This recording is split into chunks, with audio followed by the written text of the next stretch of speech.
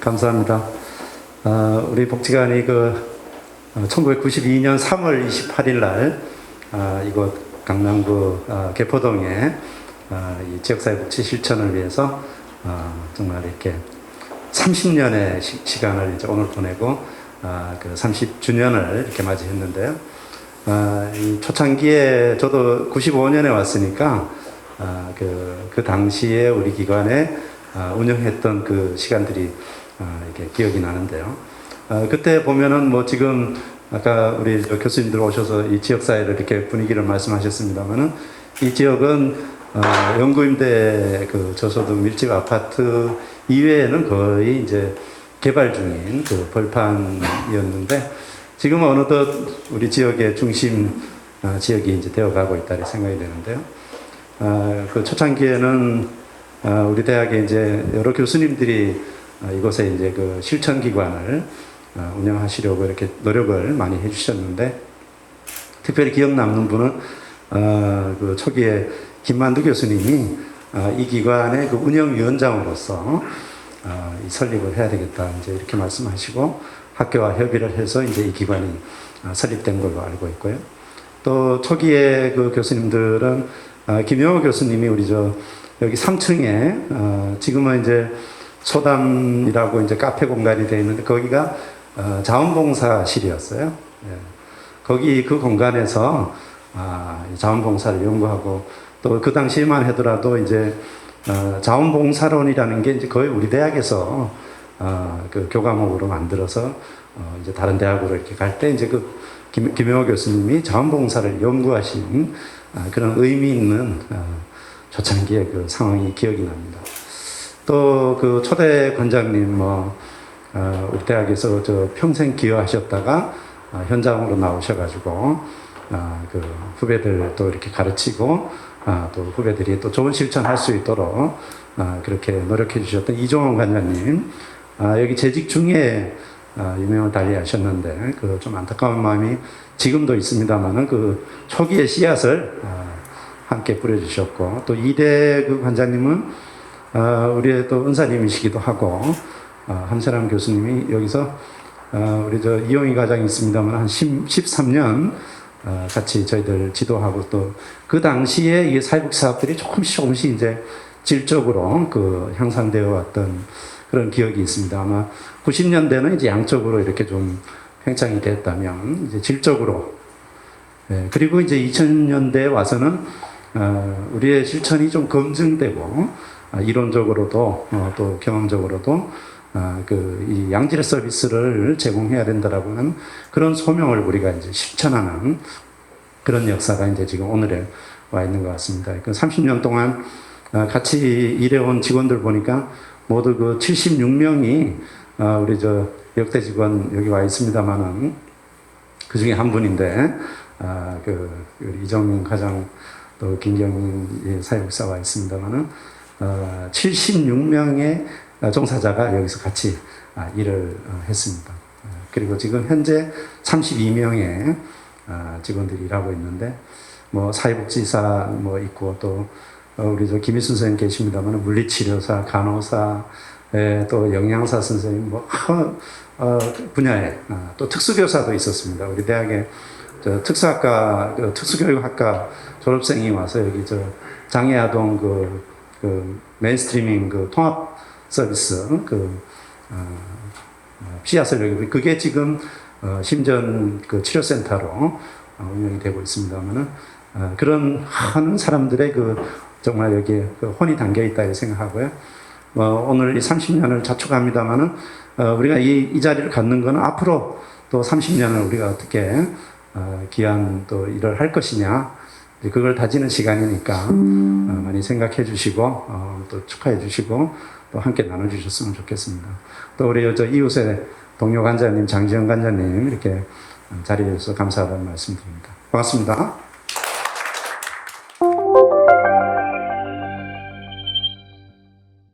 안녕하세요.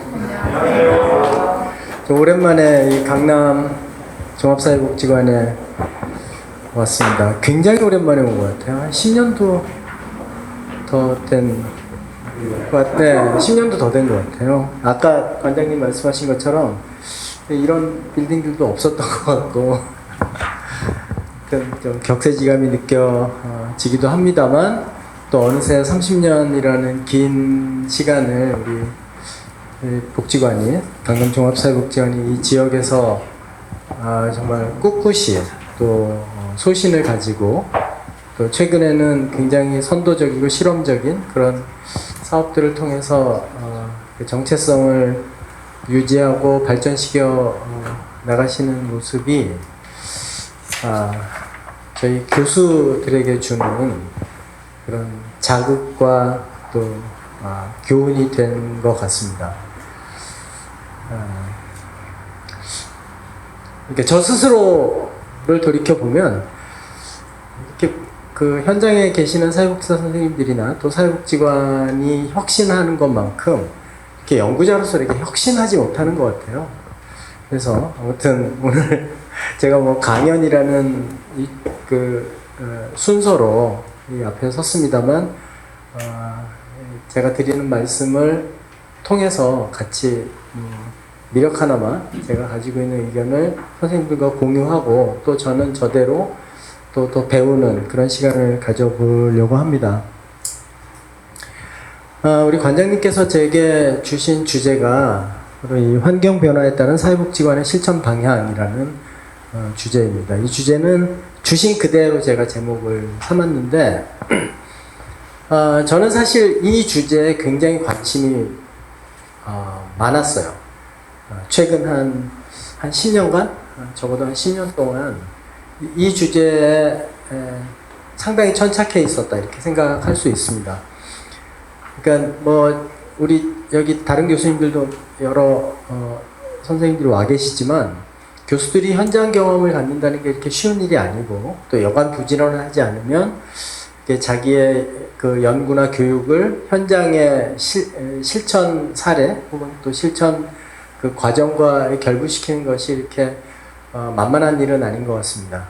근데 저는 개인적으로 아주 미흡하긴 하지만 이 사회복지관 현장에 관해서는 나름대로 좀 관심을 가지려고 하고 있었고 그러는 과정을 통해서 제가 느꼈던 혹은 좀 바라는 뭐 이러한 내용들을 정리해오고 있었던 차에 그러니까 그것은 뭐 여러 가지 형태였습니다만 연구 프로젝트이기도 했고요. 또 제가 그냥 자발적으로 쓰는 논문이기도 했었는데 저는 이 사회복지관이 앞으로 어떻게 실천 방향을 잡고 특히 우리 또 강남 종합사회복지관이 개별적인 복지관으로서 어떤 그 전략과 비전과 미션을 수립하고 그것을 구조화할 것인가에 관해서 말씀을 드리기 위해서 이런 다소 뭐 선생님들 많이 아시는 책이기도 할 것 같은데 적어도 제목은 보셨을 것 같은데요. 레이 커즈와일이라는 학자가 쓴 Singularity라는 책이 있습니다. 특이점이 온다 이렇게 우리말로는 그렇게 번역이 되는데 뭐 좀 요약적으로 먼저 말씀을 드리면 우리 사회복지관의 관점에서 볼 때 현재가 그 특이점에 거의 다가가고 있다 혹은 그걸 지나가고 있다라고 생각을 하고 있고요. 그런 관점에서 우리 사회복지관의 실천 방향의 어떤 수립 또 혁신 이런 것들이 필요하다라는 생각을 하게 됐어요. 이 커즈와일의 이야기를 아주 간략하게 요약하면 단순합니다, 사실. 그러니까 이 검은색 완만하게 우상향하는 그래프는 인간의 지적 능력이 발전하는 속도. 굉장히 직관적이죠, 사실. 직관적으로 이렇게 발전할 것이다, 성장해 왔다 라고 보고 있고 그런데 그 인간의 지적 능력의 결과물로 나타나는 그 과학기술의 발전 속도가 과거에는 인간의 지적 능력이 발전하는 속도에 미치지 못하는, 그러니까 언제나 인간의 능력은 그 결과물로 생산된 과학기술보다 언제나 앞서 있었다고 본 거였죠. 성장하는 그래프의 기울기도 조금 더 가파르고 또 수준도 높고, 그런데 이게 어느 순간 이게 교차하더니 절대로 따라잡을 수 없는 속도로 이 과학기술의 발전 속도가 폭증하더라라고 하는 것이고, 그 교차하는 지점을 이 사람이 싱귤레리티라고 명명을 하게 됐습니다. 그걸 특이점이라고 번역을 하는데, 예컨대 우리가 집에서 라면을 끓여 먹을 때 물이 조금씩 끓다가 점점 끓는 게 아니잖아요. 언제 끓지? 그러다 보면 갑자기 끓기 시작하거든요. 그런 점을 이제 싱귤레리티라고 합니다. 그런데 저는 사회복지관과 관련된 환경 변화, 조금 더 거시적으로 보면 뭐 한국 사회복지의 환경, 혹은 뭐 글로벌, 혹은 뭐 더 커즈와일의 견해를 빌리자면 인류 문명사의 관점에서도 그 특이점은 그대로 적용이 되는 것 같다라는 저는 나름대로 생각을 하고 저분의 견해에 동의를 하는 편인데요. 예컨대 우리 뭐 사회복지관의 관점에서 사회복지관이 뭘 하는 곳이냐, 그럼 뭐 지역사회 문제, 또 주민들의 요구, 또 어떤 경우에는 우리 사회복지사들의 상상력 혹은 열정, 이런 것들이 결국은 프로그램, 서비스로 구체화되어서 제공이 되어야 하겠죠. 프로그램이 됐든 서비스가 발전하는 속도가 마치 이 커즈와일이 얘기한 인간지능의 발전 속도처럼 완만하고, 그리고 다른 것과 비교하지 않을 때는 꾸준히 성장하는 것처럼 볼 수 있는데, 우리가 직접 대면하고 있는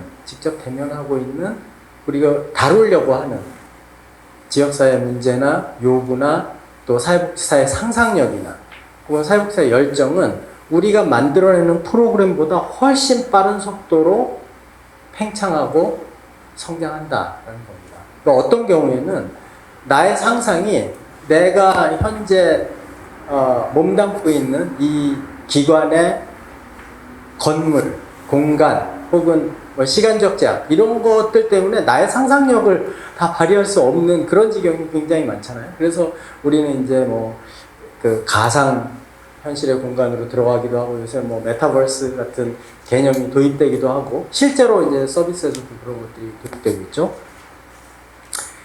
그런데 이러한 사회 문제나 욕구의 팽창 속도를 이렇게 급격하게 만드는 요인들이 사실은 최근에 있어 왔었죠. 그러니까 뭐 인구사역적인 변화도 있었고요, 또 경제적인 변화도 있고, 사회적인 변화도 있고, 최근에는 뭐 감염병 문제도 있었고요, 또 과학기술의 발전. 아마 우리 사회복지관에 리빙랩 갖고 있는 곳이 여기밖에 없는 걸로 제가 알고 있어요. 그래서 우리 관장님 굉장히 바쁘게 되셨죠? 여기저기서 많이 불려다니고 사례도 발표해 주시고 이래야 되는데, 그런 말하자면 그런 테크놀로지의 발전, 이런 것이 우리가 전통적으로 하고 있는 혹은 익숙하게 하고 있는 사업들의 어떤 그 범위나 또 그것들이 성장하는 속도보다 훨씬 빠르게 성장하고 있어서, 마치 아까 커즈와일이 이야기한 그런 골든 크로스가 사회복지 현장에서도 나타난다. 근데 이것은 사회복지관의 현장에서만 일어나는 일은 아니라고 생각해요. 국가 차원에서의 복지 제도에서도 마찬가지입니다. 여러분들 혹시 우리 사회복지 서비스 뭐 그런 말, 우리는 입에 많이 붙어 있죠. 사회복지 서비스, 또 사회복지라는 말. 우리 기관의 이름에도 사회복지가 들어 있고요. 제가 작년에 그 국가는 사회복지라는 단어를 사용할까? 이런 갑자기 괴상한 궁금증이 생겼어요. 그래서 우리 문재인 대통령이 취임한 이후에 당시까지, 그러니까 제가 최근에는 분석을 못했는데, 그걸 작년 가을쯤에 그 문재인 대통령의 모든 연설을 받았어요. 근데 제가 굉장한 사람인 것 같지만 그건 청와대 홈페이지에 가면 그냥 있어요. 누구나 볼 수 있습니다. 그러니까 공식적인 자리에서 한 스피치, 또 국무회의에서 한 모든 발언, 뭐 하여튼 공개적으로 한 모든 발언은 다 파일로 있습니다. 그래서 그걸 제가 다운로드 받아서 검색을 했어요. 우리 대통령님은 사회복지라는 단어를 자기 입술을 통해서 발성한 적이 있을까? 몇 번이나 얘기했을까? 그래서 봤더니 그 4년 동안, 거의 4년 동안 딱 2번밖에 말을 안 했어요. 사회복지라는 말을 자기의 입술 근육을 움직여서 발성한 게 딱 2번이에요. 근데 그 2번이 언제냐 하면 2번 다 사회복지사의 날에 축하 연설을 하느라고 사회복지사라는 말을 하려고 하다 보니까 사회복지라는 말을 2번 한 거예요. 그 축하 메시지를 2번 보내셨거든요. 근데 처음 보냈을 때 1번, 그 다음 보냈을 때 1번. 그러니까 말하자면 사회복지사의 날에 축하하는 인사를 하는 그 연설문에도 사회복지라는 말이 없었던 거예요. 사회복지사라고 말하려니까 사회복지가 있었고. 그럼 도대체 이 사람은 사회복지라는 개념을 뭐라고 표현했지? 그래서 사회보장, 복지 이런 검색어를 넣어서 해보니까 사회보장이라는 말은 굉장히 여러 번 해요. 그리고 복지라는 말도 꽤 여러 번 했습니다. 제가 많지는 않아요. 뭐 몇 번 정도. 그럼 왜 그 정부나 국가를 대표하는 대통령도 사회복지라는 말을 안 할까? 그래서 보건복지부가 내놓는 공식적인 문서들 그래서 사회복지라는 말이 있나? 그래서 찾아봤어요. 없어요. 복지라는 말도 있고 사회보장이라는 말도 있는데 사회복지라는 말은 거의 2015년, 16년 이후에는 아예 사라지고 심지어 복지부의 어떤 보도자료에 보면 우리는 이제 사회복지라는 말 안 쓸 거예요. 그렇게 아세요? 라는 보도자료까지 있어요. 놀랍지 않아요? 그럼 우리는 어디서 헤엄치고 있는 도대체 우리는 어디서 헤엄을 치고 있는 거죠? 그 보도자료에 어떻게 써 있냐면 그러니까 그렇게 말하지는 않았죠. 우리 사회복지라는 말 안 쓸 거예요. 이렇게 쓰지는 않았는데 앞으로 사회복지 서비스라는 말은 다 사회 서비스로 바꿔서 쓰겠다. 그렇게 선언을 해버리고 그 이후에는 사회복지 서비스라는 말이 한 번도 등장하지 않습니다. 그럼 우리나라 법률에는 사회복지라는 말이 있을까요? 거의 없어요. 사회복지사업법에 사회복지라는 말이 있고요. 사회복지공동모금회법에 사회복지라는 말이 있고요. 그리고 사회복지사 처우에 관한 법률에 사회복지사라는 말이 있어요. 그거 3개가 다예요. 그리고 어디에도 사회복지라는 말이 없습니다. 노인복지법에도 사회복지라는 말이 없어요. 그냥 노인복지 혹은 복지 이렇게 돼 있죠. 그러면 우리나라 사회복지를 전체를 규정하고 있다고 하는 사회보장기본법에는 사회복지라는 말이 있냐? 없어요. 그냥 복지예요. 왜 그럴까? 이게 이미 현실의 제도, 현실의 정책, 그리고 이러한 제도나 정책을 움직이는 권력의 세상에서는 사회복지라는 개념이 없어졌다. 사회사업은 예전에 없어졌어요. 1989년에 없어졌어요. 사회사업이라고 하는 단어를 갖고 있는 학교가 강남대학교밖에 아마 없어요. 몇몇 학교, 숭실대, 서울여대 이런 데가 독려의식을 가지고 몇 년 전까지 가지고 있다가 다 거기도 반납해버렸어요. 사회복지로. 근데 이제 앞으로는 사회복지학과, 사회복지학회도 무슨 사회보장학과가 될 가능성도 있고 아니면 서비스학과? 이렇게 바뀔지도 모르죠.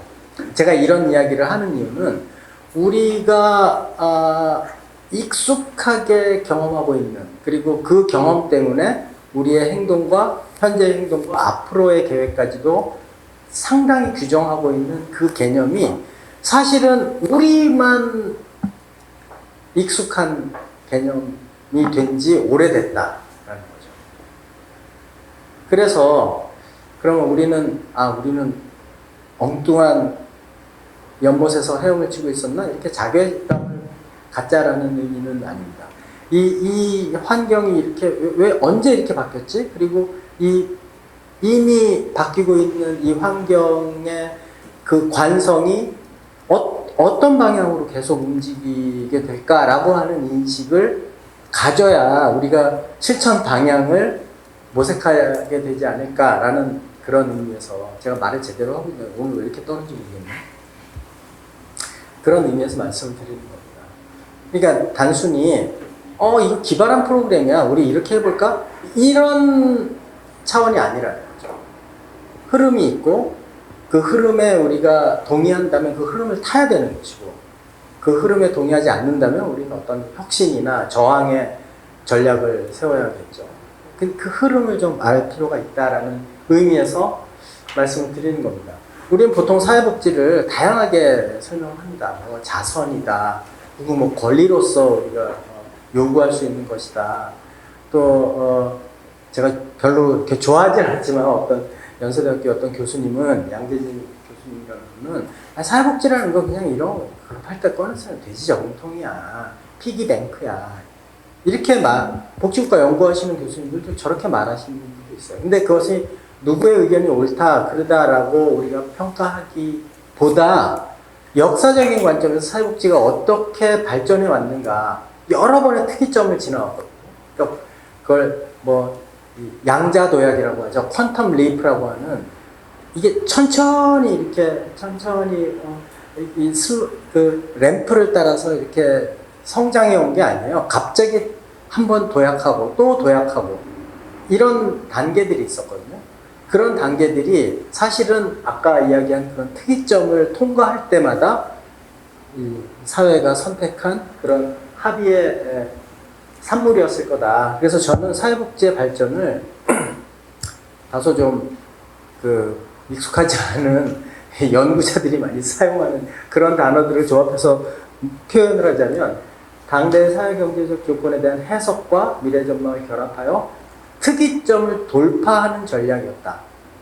사회복지는요, 우리는 관념적으로 그리고 윤리적으로 도덕적으로 가난한 사람들 혹은 취약한 계층들 혹은 도움을 필요로 하는 사람들에 대해서 우리가 무언가 줄 수 있는 그런 따뜻한 마음씨를 제도화한 것이다. 혹은 나의 이타적인 태도. 그러니까 세상에 가난한 사람이 있건 착취당하는 사람이 있건 이런 것과 상관없이 우리 모두는 태생적으로 크고 작은 정도의 차이가 있을지언정 다 이타적인 인간들이란 말이죠.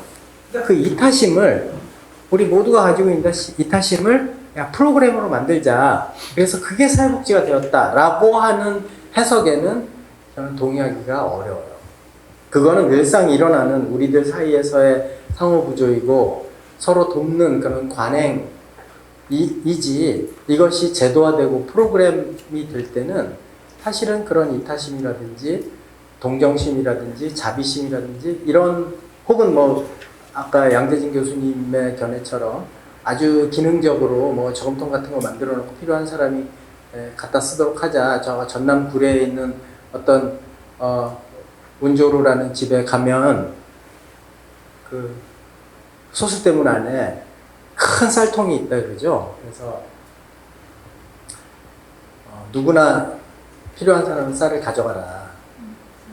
복지는 그런 게 아니라는 거예요. 복지는 진짜 전략적인 합의의 산물이다. 그래서 어떤 경우에는 왜 이런 이상한 복지제도가 만들어졌지? 라고 느껴지는 것들도 꽤 많이 있습니다. 그럼 이러한 관점에서 복지관이 그러니까 말하자면 앞으로의 실천 방향을 디자인하고 그것을 실제 우리의 행동으로 만들려고 할 때 이러한 개념들, 그러니까 사회복지의 발전은 그런 특이점을 통과할 때마다 어떤 전략적인 합의를 통해서 만들어낸 그러한 프로그램이나 서비스나 제도의 결과물들이었다라고 하는 관점에 만약 선생님들이 동의하신다면 우리가 경험하고 있는 환경들이 구체적으로 어떤 것이었는가 하는 것을 되돌아볼 필요가 있겠죠. 지금 코로나 코시국이라고 하죠. 저 굉장히 젊은 사람들 쓰는 말 아니에요? 코시국? 이것도 여전히 아재인가요? 저는 이 코로나 상황을 거치면서 이 그 사회복지 기관이나 사회복지 제도가 그 당면하고 있는 특이점을 이렇게 더 촉진하는 그런 요인들이 생겼다고 보는데 그 중에 하나가 탈시설. 건물 없어도 되는구나 이런 거예요. 그러니까 예컨대 코로나가 창궐하던 초기에 사회복지관들이 일제히 다 문을 닫았죠. 이 강남종합사회복지관도 아마 문을 닫았을 것이라고 제가 확신하는데, 그런데 관장님들이나 사회복지사 선생님들은 사회복지관 문 닫은 거 아니었다 이렇게 끊임없이 얘기하셨어요. 우리가 문 닫고 쉰 게 아니다. 우리 뭐 많이 했다. 그 사람들이 뭐 했니? 그랬더니 도시락도 배달하고 뭐 다 했습니다. 아니, 사회복지관이 도시락 배달하는 곳은 아니야.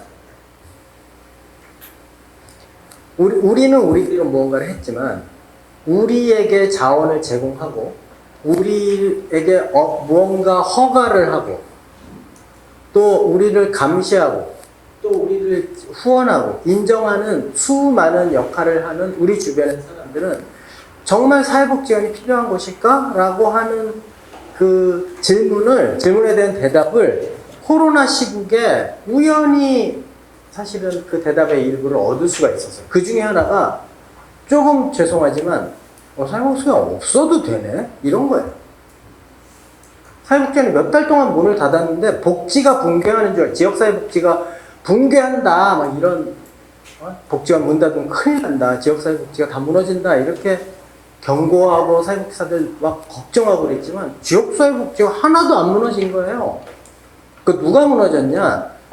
종이접기 강사, 무슨 자기 얼굴 그리는 거 미술치료 강사, 이런 사람들이 무너진 거예요. 복지는 그대로 다 가요. 이게 탈시설에 대한 그 신념이나 철학을 훨씬 더 가속화시켰다. 그런데도 아직도 어떤 지자체는 어마어마한 복지관을 지어대고 있다. 이게 얼마나 시대착오적인, 모르겠어요. 더 큰 비전을 갖고 있는지 모르겠지만. 그래서 저는 이 강남 종합사회복지관의 이 아담한 건물을 사랑합니다. 또 공공민간의 거버넌스 중요성이 등장했죠. 특히 K방역. 이제는 이제 거의 위드 코로나가 되면서 K방역의 특색이라든지 K방역의 성과물이 이제 그때는 그랬지만 이제는 이제 다 똑같아졌어 이렇게 되고 말았지만, 이 K방역이 처음에 주목받은 거는 이 사람들의 시민의식이거든요. 좋게 말하면 시민의식이고 나쁘게 말하면 어떤 집합주의적이고 전체주의적인 통제에 너무나 익숙한 한국 사람들의 뭐라고 할까요? 순종? 이런 거예요. 그러니까 정치 권력은 시민사회 얼마든지 이 거버넌스나 협력이라는 이름으로 통제가 가능하다라는 교훈을 얻었을 거라고 생각해요. 그리고 실제로 그렇고요. 그리고 플랫폼이죠. 이게 개별적이고 산발적이고 단편적인 서비스의 제공보다는 플랫폼을 통한 서비스 제공, 플랫폼을 통한 의사소통이 훨씬 더 유리하고 훨씬 더 효과적이다라고 하는 교훈도 뭐 그 전부터 우리가 이야기해오고 있던 것이었지만 코시국을 거치면서 더 강해졌다. 이러한 것이 우리 사회복지관에게 주는 함의가 굉장히 크다. 근데 사회복지관에는 커다랗게 두 개의 전통이 있어요.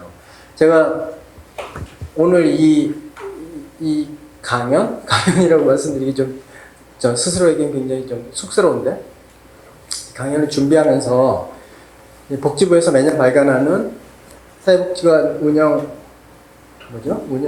관련 업무 처리 안내, 그걸 다시 봤어요. 그랬더니 사회복지관에 연역이 있는 거예요.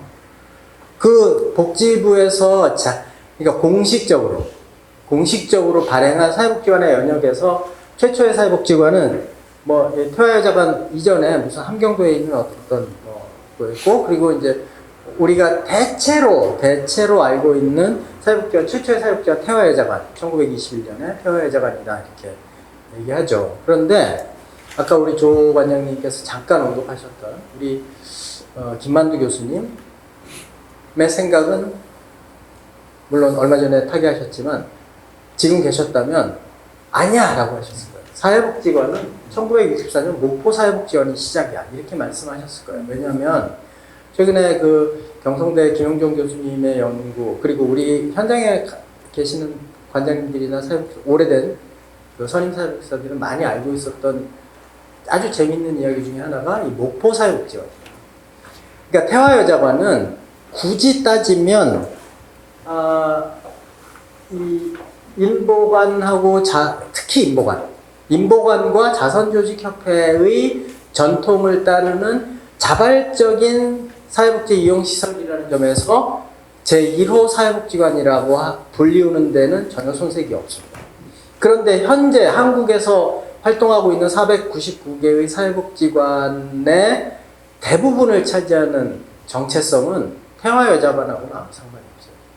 그거는 목포 사회복지관의 정체성을 그대로 따라요. 왜냐하면 목포 사회복지관이 1964년도에 만들어질 때 이 당시에 목포는 전라남도 도청 소재지였는데, 그리고 공생원이라는 어마어마하게 큰 복지재단이 지금도 거기에 기반을 두고 있고요. 그래서 목포가 뭔가 지자체 중심의, 그 당시에는 지자체가 아니지만 지자체 중심의 복지 사업을 시작을 할 때 민간 거버넌스를 활용해서 시작했던 그 시설이 목포 사회복지관이고, 저 명칭을 김만두 교수님이 지으신 거예요. 김만두 교수님 공생원 이사인가 뭐로 계실 때 우리 기관에서 목포에서 뭐 하라고 하는지 뭐라고 할까잉? 뭐 이렇게 했죠. 김만두 교수님이 여러 가지 고민을 하시다가 사회복지관이라고 이름을 짓자. 그래서 최초의 사회복지관이라는 명칭과 현재의 사회복지관 시스템을 가진 최초의 기관은 목포 사회복지관입니다. 그럼 우리나라에 태화여자관의 전통을 갖는 사회복지관이 없냐? 있어요. 근데 몇 개 없습니다. 가장 대표적인 게 이대복지관이에요. 이대복지관, 성산복지관 말고 옛날에 이대후문 바로 옆에 있던 복지관. 그거는 태화여자관하고 아주 비슷한, 자발적으로 철저히 민간의 자원을 통해서 만들어낸 그런 복지관들이 있어요. 그게 다 인보관과 자선조직협회 전통을 따르는 복지관이고, 우리 강남종합사회복지관을 포함해서 거의 95%의 복지관은 목포 사회복지관의 전통을 따르는 복지관이다. 그런데 여기에 무슨 문제가 있느냐 하면, 우리 사회복지관에 두 가지 정체성이 한꺼번에 존재한다는 거예요.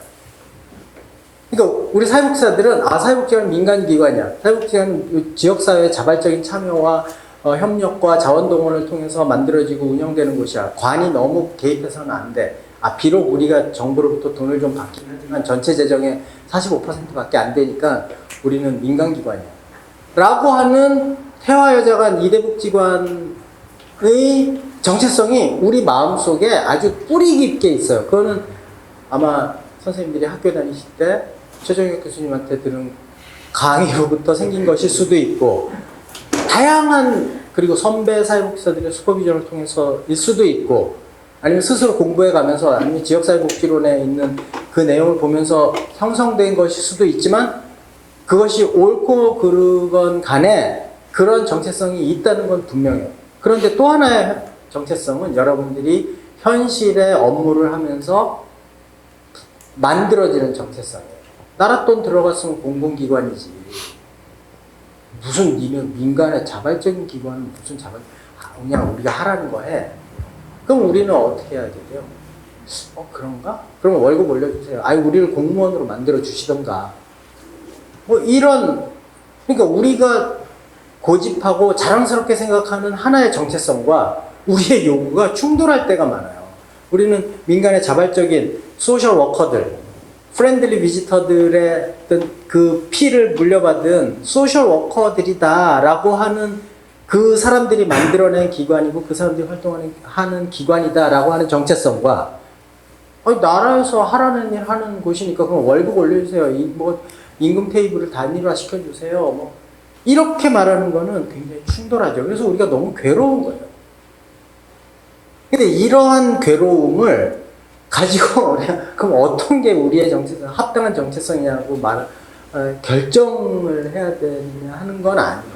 이 두 가지 정체성이 우리 피에는 동시에 흐른다 라는 거죠. 특히 관장님들은 이 정체성 혼란이 어마어마하게 커요. 왜냐하면 5년에 한 번씩 재수탁을 받아야 되기 때문에, 나는 민간의 자발적인 액티비스트로서, 소셜 워커로서. 소셜 워커가 뭐예요? 소셜 워커는 사회복지사가 아니에요. 그야말로 소셜 워커거든요.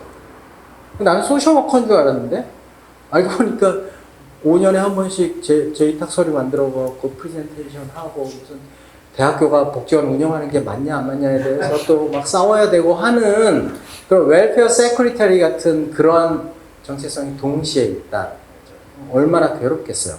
그런데다가 정부는 정부대로 복지 환경을 아주 엄청난 속도로 그리고 무게감으로 밀어붙이고 있는데 그것이 바로 지역 기반의 복지 공급 체계를 구축하겠다라고 하는 겁니다. 저는 뭐 이번에 정권이 바뀌었지만 이 기조는 별로 바뀌지 않을 거라고 생각해요.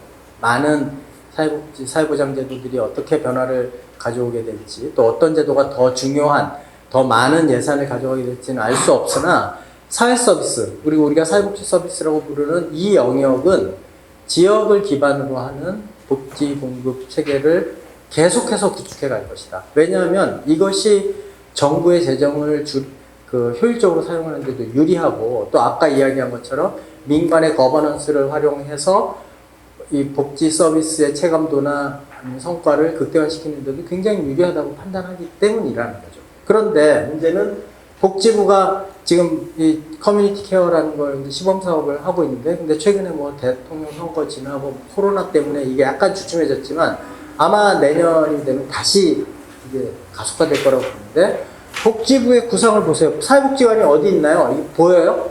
여러분들 자랑스럽게 생각하는 전국에 500개나 있고 장복, 노복까지 합하면 한 1150개 정도 되는 이 복지관 인프라가 커뮤니티 케어에 어디 있나요? 보여요?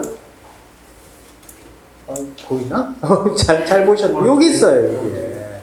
여기에 뭐라고 썼냐면 복지관 등 사례관리기관 이렇게 들어가 있어요. 그러니까 우리는 허브도 아니고 플랫폼도 아니고 수많은 사회복지 서비스 제공하는 기관 중에 하나일 뿐이다. 제가 다른 표를 먼저 좀 보여드릴게요. 이걸 보여드릴게요. 이건 2020년 7월 현재인데 크게 달라지지 않았거든요. 우리나라의 사회복지 기관이 얼마나 많냐면요. 사회복지관 500개 있죠. 노인복지관 거의 사회복지관만큼 있죠. 장애인복지관 277개, 지역아동센터 4,290개인데 이거는 사회보장정보원에 등재된 그러니까 정부 보조금 받는 곳만 이 정도고 실제로 한 7,000개 있어요. 그리고 지역 자활센터 있죠. 270개, 다문화 225개 지금 좀 늘었죠. 읍면동 3,500개 있죠. 지금 읍면동 사무소가 다 복지관이에요. 평생교육기관은 5,300개나 돼요. 그래서 이거 다 합하면 한 25,000개 돼요. 여기는 5만 개 정도 되는 노인정을 다 뺀 거예요. 노인정이라고 하나요? 경로당. 경로당 수만 개를 뺀 거예요. 경로당 하나당 1년 예산이 한 1, 2억 정도 들어가거든요. 그럼 사회복지관 별거 아닌 게 되는 거예요. 그러면 사회 서비스가 지역 커뮤니티 케어라고 하는 커다란 이 스트럭처 안에서 사회 서비스가 제공된다고 할 때 사회복지관은 그저 그런 뭐 종이접기 가르치고 학교에서 공사명령 받은 아이들 와서 독수리 교실 같은 데 와갖고 선생님이랑 밀당하고 이러는 기관으로 우리 정체성 계속 가져갈 수 있을까? 라고 하는 거죠. 그래서 저는 사회복지관의 정체성을 크게 두 가지 정도로 재구조화해야 된다라는 생각을 합니다. 제 시간이 거의 다 됐는데 한 5분 내로 끝내요. 지금 제가 이 강남종합사회복지관의 30년 사업 보고서를 보니까 역시 강남종합사회복지관의 역사를 사례관리 기능, 서비스 제공 기능, 지역사회 조직 기능 이렇게 세 가지로 정리하셨더라고요. 왜 우리나라에 있는 500개 사회복지관 중에 거의 450개는 다 이렇게 정리해요. 그리고 한 50개 정도는 약간 다르게 정리해요. 근데 왜 450개 정도의 기관이 다 이렇게 정리하냐? 복지부가 그렇게 업무 처리 안내를 만들기 때문이에요. 근데 복지부 돈을 받아요? 사회복지관이? 1원도 안 받아요. 전국의 어떤 복지관도 복지부 돈 받는 복지관이 하나도 없어요. 다 지자체에서 받지. 특히 서울은 그렇죠. 100% 서울시에서 받아요. 그러니까 복지부가 사회복지관 평가하는 것도 사실 어불성설이에요. 돈도 안 주는데 뭐 평가할 일도 없죠. 그러니까 자기들도 되게 머쓱해해요.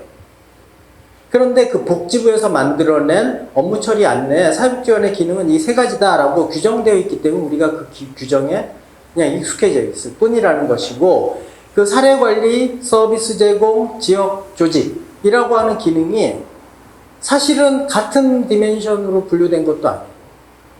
또 아마 이 사업보고서를 아마 팀장님들이나 사회복지사 선생님이 쓸 때, 이거 사례관리에다 넣어야 되나? 지역 조직에다 넣어야 되나? 서비스 제공에 넣어야 되나? 그런 사업들이 굉장히 많았을 거예요. 평가를 가도 그래요. 평가위원들이 사례관리 쪽 보려고 그러는데 뭐가 없어. 그거 어디 있나요? 저희 기관은 그거 사례관리가 아니고요. 서비스 제공 쪽에 있어요. 이렇게 얘기하는 것도 많아요. 그러니까 논리적으로나 아니면 현실에서 이 업무 프로세스 상으로도 잘 맞지 않는다. 그래서 저는 복지관의 기능을 크게 두 가지로 다시 재편해보자 라고 하는 생각을 제안합니다. 이것조차도 사실 좀 어설프긴 하지만 지역사회 복지 기능과 지역사회 변화 기능 이 두 가지로 정리를 하자. 그리고 사례관리는 일종의 철학이자 원칙 이렇게 가져가고, 사회복지관이 하는 모든 활동은 서비스이다 라는 관점을 가지면 저는 이렇게 기능을 재편하는데 큰 문제가 없다라고 봅니다.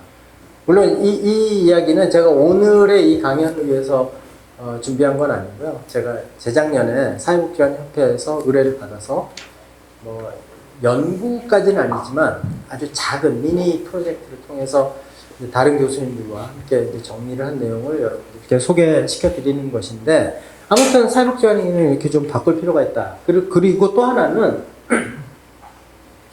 사회복지관이 지금 다이렉트 서비스가 너무 많다라는 게 제 생각이에요. 물론 이거는 복지관에 계시는 뭐 관장님을 비롯해서 사회복지사 선생님들마다 의견이 좀 다를 수 있는데, 사회복지관이 다이렉트 서비스가 너무 많다 보니까 예컨대 아까 플랫폼으로서의 기능 혹은 지역사회를 조직화하고 변화시키는 기능, 이쪽이 좀 약할 수도 있다. 그리고 사례관리가 하나의 프로그램처럼 만들어져 있고 하는 그런 문제들을 극복하려면 직접 서비스를 좀 줄여야 되지 않느냐라는 생각을 갖는데, 그러다 보니까 그럼 사회복지관들이 직접 서비스 왜 이렇게 많이 하느냐. 제가 아마 우리 조 관장님 잘 아시겠습니다만, 제가 관장님들하고 여러 차례 그런 FGI도 해보고 만나서 말씀도 나눠보고 그리고 제 나름대로 짐작도 해보면 이유가 하나예요. 돈 때문이에요. 왜냐하면 이게 지자체 사업이 기관 위탁이죠. 기관 위탁 그 방식으로 운영되고 있는 기관인데 돈을 충분히 안 주는 거예요. 그러니까 겨우 월급 정도 사회복지사 월급 정도 줄 수 있는 돈만 주니까 사실은 프로그램 할 돈도 없고 없어요. 그러면 프로그램 할 돈을 어디서 구하냐? 모금에 프로포절 쓰고 기업사회공헌하고 후원자 개발하고 뭐 이렇게 해서 프로그램 예산을 확보를 해야 그 안에 회의비도 있고 무슨 평가비도 있고 그래서 쿠쿠다스도 사고 버터와플도 그래서 살 수 있는 거예요. 저는 쿠쿠다스와 버터와플은 복지관 아닌 곳에서 먹어본 적이 없어요. 다른 사람도 안 사 먹어. 사회복지사들이 제일 좋아하는 과자. 쿠쿠다스와 버터와플. 좀 다른 과자도 좀 사시길 추천을 합니다. 돈이 없어요. 그러니까 이 재정에 대한 압박, 아까 말씀드린 사회복지사들의 창의성과 열정 이런 것들을 실제로 구현해내는 현실적인 자원을 확보하려면 그런 다이렉트 서비스가 필요한 거죠. 그래서 다이렉트 서비스가 너무 많이 늘어난 거예요. 그래서 이제 그런 쪽의 에너지를 쓰기보다 아까 보여드렸듯이 우리나라에는 수만 개의 사회복지 기관들이 다 다이렉트 서비스 하는 곳이거든요. 그럼 사회복지관은 500개 정도 있으니까 장복 노복합해서 한 1150개 정도 있는 사회복지관들은 플랫폼이 되자. 그래서 지역 복지의 거점이 되자.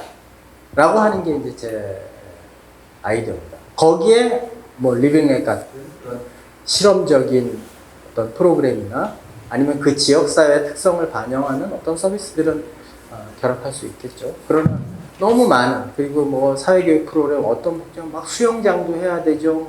너무 많다 보니 아까 제가 처음에 말씀드렸던 우리를 혼란스럽게 하는 그 두 가지 트랙의 정체성, 그리고 우리에게 변화를 강요하고 압박하는 그러한 제도적인 상황의 변화들, 이게 사회 서비스가 우리 한국의 복지국가에서 이제 늘어날 곳 사회 서비스밖에 없어요. 뭐 기본소득 이 영역이 어떻게 될지 모르지만 사회 서비스밖에 늘어날 곳이 없고 사회 서비스밖에 논쟁이 치열하게 만들어지는 곳이 없습니다. 근데 그 엄청난 사회 서비스에 대한 니드를 국가가 어떤 제도적 조치들을 통해서 관철할 것이냐. 제가 보기엔 이런 기존에 있는 복지 시설들, 그리고 그나마 지금 조금씩 활동하고 있는 사회경제 조직들 밖에 없다는 거죠. 그럼 사회복지관, 아까 말씀드렸지만, 야, 코로나 때 사회복지관 없어도 몇 달 동안 별 문제 없었는데, 그냥 사회서비스 바우처나 그냥 받아갖고 사업하라 그래. 라는 정책 결정을 하게 될 가능성이 전 굉장히 농후하다. 이런 생각을 합니다. 그래서 그러한 정책 변화가 우리가 미처 준비하지 못한 상태에서 혹은 준비를 하고 있더라도 우리 예상보다 훨씬 더 빨리 덮치기 전에 우리가 우리 스스로의 정체성, 우리 스스로의 발전 전략, 실천 방향을 먼저 수립하고 먼저 선언하는 게 오히려 더 낫다. 그래서 가장 급진적으로 이야기하시는 교수님, 한림대 최균 교수님 같은 분들은 노복, 장복, 종복이 뭘 구별이 필요하냐. 사회복지관도 다 노복이에요, 사실. 사회복지관 다 노인복지관이나 다름없다. 그럼 노인복지관이나 다름없는 복지관들인데, 그럼 그냥 복지관이라고 하든가, 복지관 다 떼버리고 뭐 커뮤니티 센터로 가자. 이런 급진적인 아이디어도 있긴 있습니다. 저는 거기에 100% 동의하지는 않지만. 그러니까 그런 다양한 아이디어들이 이 제도적인 의사결정 과정에 결합할 때 우리 사회복지관, 우리 스스로 굉장히 휘둘리는 구청의 담당 공무원 한마디에 막 휘둘릴 수 있는 그런 환경 속에 있는 두 번째 정체성을 가진 우리 사회복지관들은 우리 스스로 먼저 전략을 구성할 필요가 있다는 거죠. 미션과 비전과 전략을 새롭게 구성할 필요가 있다. 그래서 이런 기능과 그것을 수행하는 전략, 수행 방법들에 대해서는 제가 좀 요약을 해놨으니까 참고를 하시면 될 것 같아요. 그래서 이 다이어그램으로 그냥 요약적으로 말씀을 드리면, 사회복지관의 역할은 지역복지를 통합하는 거점이 되자. 만약에 사회복지관이 정말 지금처럼 직접 서비스를 계속 더 늘리고 피아노 교실도 하고 수영장도 하고 종이접기도 하고 자기 얼굴은 왜 이렇게 그려야 되는지 모르겠는데 하여튼 자기 얼굴 그리고 이런 걸 하려면 사회복지관이 읍면동 수만큼 많아져야 된다고 생각해요. 지금 500개밖에 없잖아요. 읍면동 3,500개 있거든요. 그럼 3,500개 정도로 늘리자. 노복도 3,500개로 늘리고 장복도 3,500개로 늘려서 복지관이 한 10,000개 된다. 그러면 직접 서비스 기관으로 운영해도 저는 별 문제가 없다고 보지만 그렇게 될 가능성이 별로 없고, 그렇다면 사회복지관은 플랫폼으로 쓰자. 정보의 소통과 주민 조직의 거점, 그리고 실험적이고 선도적인 프로그램의 어떤 실현장, 그래서 국가 정책을 견인할 수 있는 그야말로 리빙 랩이 되는 게 훨씬 더 낫다라는 생각이고요. 기능은 아까 말씀드렸고, 그래서 이러한 전략과 사업을 통해서 사회복지관의 실천 방향을, 물론 이제 우리 강남종합사회복지관이 그 어떤 서울에 있는 100개의 99개인가요? 99개의 복지관들을 늘 선도해 온 것처럼 앞으로도 선도해 가실 것으로 믿어 의심치 않지만, 좀 더 혁신적인, 그리고 아주 발랄한, 우리 사회복지사들이 가지고 있는 그런 발랄한 상상력과 아이디어가 이러한 발전 전략에 유기적으로 잘 결합을 하시기를 바랍니다. 좀 일찍 시작했는데 또 원래 주어진 시간보다 훨씬 더 늦게 끝내는 이 놀라운 능력에 저 스스로 감탄하면서 오늘 강연을 마치겠습니다.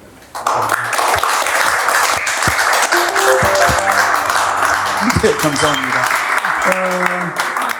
그 수어로 말이죠. 수어로 아주 시원하다고 하는 표현을 이렇게 해요. 뭐 머리가 아주 시원하다. 뭐 수어 통역이 너무 좋다 이럴 때 이게 오른쪽 두 번째 손가락으로 머리를 대고 요 왼쪽 손바닥을 싹 이렇게 쓸어냅니다. 시원하다. 시원하다. 특별히 우리 농인분들이 이런 수화를 쓸 때는 수어 통역이 너무 탁월할 때, 또 어떤 강의나 어떤 메시지가 굉장히 탁월할 때 쓰는데, 오늘 우리 한동우 교수님 기조 강연이 농인들이 수어 통역을 통해서 접하셨다고 한다면 이런 표현을 쓰셨을 것 같아요. 다시 한번 우리 시원하다고 한번 인사 한번 시켰습니다. 시원합니다. 감사합니다. 네. 미셸 푸코라는 사람이 이런 얘기를 하셨어요. 우리가 어떤 인식을 하고 행동을 하기에 앞서서 인식에 어떤 틀이 있다. 그게 뭐냐면 무의식적 구조, 질서인데, 이런 무의식적 구조 내지 이 질서를 늘 새로운 방향으로 확장하지 않으면 집단적 광기로 잘못된 방향으로 갈 수도 있다. 그래서 가장 이런 그 무의식적 질서로 예를 들은 것이 정체성이라고 얘기를 했거든요. 사회복지관의 정체성에 대한 부분을 오늘 아주 중요한 통찰력으로 좀 제시해 주신 것 같아서 저도 굉장히 오늘 큰 도움이 되고 큰 배움이 되었습니다. 강남종합사회복지관 30년, 참, 그 우리 관장님께서 말씀해 주신 것만 접해봐도 참 지난한 세월 동안 묵묵히 이렇게 오신 것 같아요. 천상병 시인이 쓴 나무라는 시가 있는데요. 그 시의 화자인 그 천 시인이 이제 그 꿈을 꿨어요. 꿈을 꿨더니 동네 사람들이 다 한 나무를 보고 저 나무는 썩었다 그러네요. 썩은 나무다. 근데 이제 꿈에서 그 천시인이 그 나무 썩은 게 아니라고 막 그렇게 했다는 거예요. 그런데 꿈속에서 또 잠을 잔 거예요. 잠을 잤는데 그 꿈에 보니까 썩었다고 하는 그 나무가 확 자라가지고 무럭무럭 자라서 엄청 이렇게 큰 나무로 성장했다는 거예요. 꿈을 딱 깨고 나서 다짜고짜 그 주변에 있는 사람들에게 우리 동네에 있는 저 나무는 썩은 나무가 아니라라고 소리를 치고는 마지막 시의 말미 이렇게 이야기를 합니다. 그 나무는 썩은 나무가 아니다. 많은 사람들이 다 사회적 취약계층에 계신 분들을 향해서 이런저런 부정적인 얘기를 하지만 강남종합사회복지관이 걸어온 지역사회복지 실천의 그 걸음은 썩은 나무라고 하는 사람들을 향해서 절대로 썩은 나무가 아니다. 가능성이 있다. 잘못된 구조와 제도 속에서 정말 힘든 일을 할 때 때로는 사회행동가, 때로는 지역복지운동을 통해서, 또는 지역사회복지 실천의 어떤 탁월성을 구현함으로써 한 사람의 변화와 집단의 변화, 지역사회의 변화를 만들어내는, 그래서 썩은 나무라고 생각되었던 그 인식을 그렇지 않다라고 바꾸어내는 그런 역할을 해왔다라는 생각이 듭니다.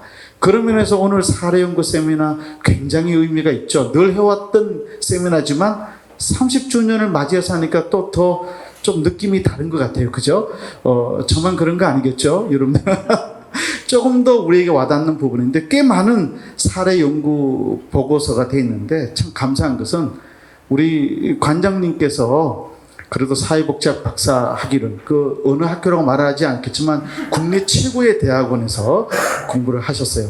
이 정도 되면 박수를 한 번 더 해야 되는 거 아닌가요? 네, 우리 관장님께서 박사 학위를 갖고 계셔서 그런지 모르지만 강남종합사회복지관의 모든 실천이 연구고, 연구가 실천이, 이 연구와 실천이 좀 함께 가는 아름다운 그런 전통을 세워 나가시는 것 같아요. 그런 가운데 또 사례 연구 보고서를 잘 담아내시는데 그 중에서도 세 팀을 딱 이렇게 뽑아가지고 오늘 발표를 하시는 것 같아요. 원래 계획은 제가 좀 더 많은 멘트를 좌장 오랜만에 맡아가지고 이렇게 직접 만난 얘기가 너무 설레가지고요. 아마 그래서 우리 한동우 교수님도 시간 지키는 것이 좀 어려우셨는데 저도 지금 만만치 않아 보입니다. 그러나 좌장의 역할은 시간을 또 잘 지키게끔 해야 하는 게 목표거든요. 그래서 제가 10분 이상으로 넘어가는 팀은 제가 마이크를 뺏는 그런 방법을 취할 수도 있을지 모르니까 가능하면 10분 내외로 뭐 한 1분 정도 넘어가는 거는 뭐 그냥 애교로 봐드리겠지만 더 넘어가면 갑자기 제가 약간 뛰쳐나와서 마이크를 뺏는 사태가 생기지 않도록 해주시면 좋겠고요. 원래는 한 팀 딱 나가고 또 나가고 나서 쫙 좌장이 그 코멘트도 하고 해야 되는데 지금 시간을 보니 더 늦어지면 우리 인생이 고달플 것 같아요. 그래서 세 개 팀을 다 소개해드리고 세 개 발표를 알아서들 눈치껏 보고 앞팀이 조금 더 쓰면 뒷팀은 알아서 좀 줄이고 이렇게 해가지고 우리가 지금 예정 시간보다 그렇지만 어쨌든 3시 한 40분에는 여기 전체에 아니죠. 깜짝 놀랐네. 3시 반쯤 정도에서 3시 40분쯤에는 그래도 우리 박하옥 교수님도 오셨고 또 우리 김용준 교수님도 오셨잖아요. 두 분의 어떤 그래도 교수님 또 말씀을 주셔야 되니까 알아서들 좀 이렇게 발표도 하시고 또 이렇게 하면 좋겠습니다. 그래서 첫 번째 사례연구 발표는 김하은 강남종합사회복지관 사례관리팀 우리 선생님께서 한부모 장애 가정의 자립 기반 조성을 위한 당사자 사례관리자의 협력 사례에 대해서 발표해 주시고 그 다음에 두 번째로는 노인특화팀 조윤영 팀장님께서 어르신들의 건강장수 모델 구축을 위한 인지정서 신체기능 강화 프로그램 연구 발표해 주시고 이어서 지역조직화팀 이민지 대리님께서 지역통합운동을 활용한 마을공동체 형성 성과에 대한 실정 연구를 발표해 주시면 좋겠습니다.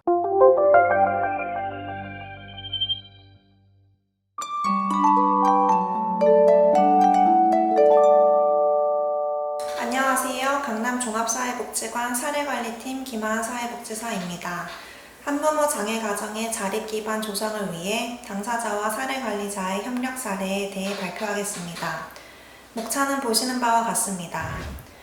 당사자의 어머니는 주거비 위기 지원으로 2016년 지원 후 복합적인 욕구가 있다고 판단되어 사정 후 사례관리를 진행하게 되었습니다. 당사자의 어머니가 사례 대상자로 사례관리를 진행하던 중 2021년 3월 건강 악화로 요양병원에 입소하였고 현재 당사자인 아들이 사례관리 대상자로 변경되었습니다. 어머니의 요양병원 입소와 연이은 사망으로 가정이 주축이 된 당사자가 장애 아들의 거처 이시와 금주를 시도하며 차츰 자립을 위한 과정들을 노력해 나가는 사례입니다. 당사자는 59년생으로 현재 62세입니다. 오래전 아내와 이혼하고 21살 이중장애인 자녀를 양육하고 있습니다. 당사자의 어머니는 작년 상반기에 건강 악화로 요양병원에 입소하였다가 10월에 사망하였습니다. 어머니는 당사자 아들의 주 양육자였는데 요양병원 입소 후부터 당사자가 아들 양육을 비롯하여 전반적인 가정을 이끌고 있습니다. 아들은 자폐로 작년 초에 시각장애 등급을 받아 이중장애가 되었고 시설 입소에 더욱 어려운 상황입니다. 가정의 생태도를 보시면 공식, 비공식 자원들이 많이 분포되어 있는 것을 볼 수 있습니다. 당사자 가정을 물심양면 도와주고 있는 어머니의 수양딸을 비롯하여 활동보조인이 있습니다. 또한 당사자의 근무지 등 강남구 내에서 당사자가 어려움 없이 자원을 활용하며 생활하고 있습니다. 가정에 대해 좀 더 자세히 말씀드리겠습니다.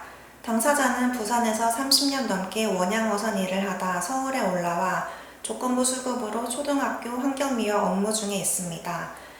한부모 가정으로 자폐와 시각장애인 아들을 잘 키우려는 의지가 강하며 그동안 즐겨했던 음주를 조금씩 줄이고 금주하려는 시도들이 진행되고 있습니다.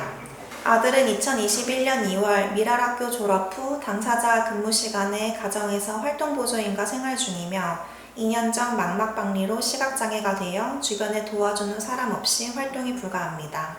당사자의 주요 문제에 대한 개인 목표는 임대 아파트에 입주하기, 아들의 시설 입소를 위해 노력하기, 경제적 어려움 완화하기, 한번 술을 마실 때 현재의 주량 대비 반으로 줄이기, 총 4가지로 설정하였습니다. 또한 목표에 따라 당사자와 사례관리자 각 역할을 정하였는데 당사자의 주된 역할로 임대아파트 입주와 관련하여 적극적으로 소통하기, 아들의 시설 입소 알아보기, 술 구매 시 정해진 수량만 구매하기가 있습니다. 사례관리자는 당사자의 역할을 토대로 이를 모니터링하며 함께 시설 조사 등 조력할 수 있는 역할을 하였습니다. 앞서 말씀드린 4가지 목표에 대한 개입 내용입니다. 당사자의 어머니가 요양병원 입소하기 전 신청해 놓은 임대 아파트에 선정이 되었습니다. 당사자는 입주하기 위해 SH공사에 문의하고 계약하며 이사와 관련된 일련의 과정들을 어려움 없이 차근차근 해결하는 모습을 보였습니다. 아들의 시설 입소를 위한 노력으로 시설과 센터를 위주로 입소 가능한 곳 10군데 이상 조사를 하였지만 이중장애로 입소에 어려움을 겪게 됩니다. 경제적 어려움을 완화하기 위해 아들의 약제비를 위한 결연후원금 지원 및 필요시 후원품 연계를 하였고 한 번 술을 마실 때 현재의 주량 대비 반으로 줄이기 위해 음주 횟수를 줄이는 노력 실시 및 이에 대한 지지를 진행하였습니다. 평가로는 첫째, 임대아파트 입주에 대해 기관의 자산 형성 사업인 두드림 통장 만기금으로 어려움 없이 보증금을 마련할 수 있었다는 성취감 향상을 볼 수 있었습니다. 또한 아파트 입주에 대한 만족감으로 긍정적인 측면을 보였습니다. 둘째, 아들의 시설 입소를 위한 노력으로 당사자는 아들의 입소만 생각했는데 다른 방법을 생각해야 할 것 같습니다. 라며 스스로 사고를 전환하고 앞으로 나아가야 할 방향에 대해서 진지하게 고민을 시작했습니다. 셋째, 경제적 어려움을 완화하기 위해 결연후원금과 지역사회복지관의 밑반찬 지원을 연계하여 생계에 많은 도움이 되었다고 표현하였고, 넷째, 주량 관련하여도 간헐적으로 시도하고 있는 금주 기간이 늘어나기 시작하면서 금주에 대한 확고한 의지를 가지게 됩니다. 향후 개입 방향에 대해 말씀드리겠습니다. 첫째, 아들의 시설 입소의 어려움에 대한 방안을 모색해야 합니다. 현재 아들이 이중장애로 입소할 수 있는 시설에 한계가 있으므로 앞으로 가정에서 할 수 있는 최선의 방안으로 개입이 필요합니다. 둘째, 자립을 통한 사례관리 종결을 준비합니다. 당사자는 임대아파트 입주와 같이 주된 사례관리 목표를 달성하는 등 인생에서 정해놓은 우선순위를 단계적으로 해결하는 모습을 보입니다. 그러므로 당사자가 자립과 종결을 현실 가능한 목표 설정과 수행 능력을 향상시키는 것에 집중하여 진행할 계획입니다. 이상으로 발표를 마치겠습니다. 안녕하세요. 어르신들의 건강장수 모델 구축을 위한 인지, 정서, 신체기능 강화 프로그램 연구에 대해서 발표하게 된 강남종합사회복지관 노인특화팀 조윤영 팀장입니다. 발표에 앞서 본 연구는 강남대학교 미래복지육목합연구소의 임정원 교수님, 기래민 교수님과 함께 했음을 안내드립니다.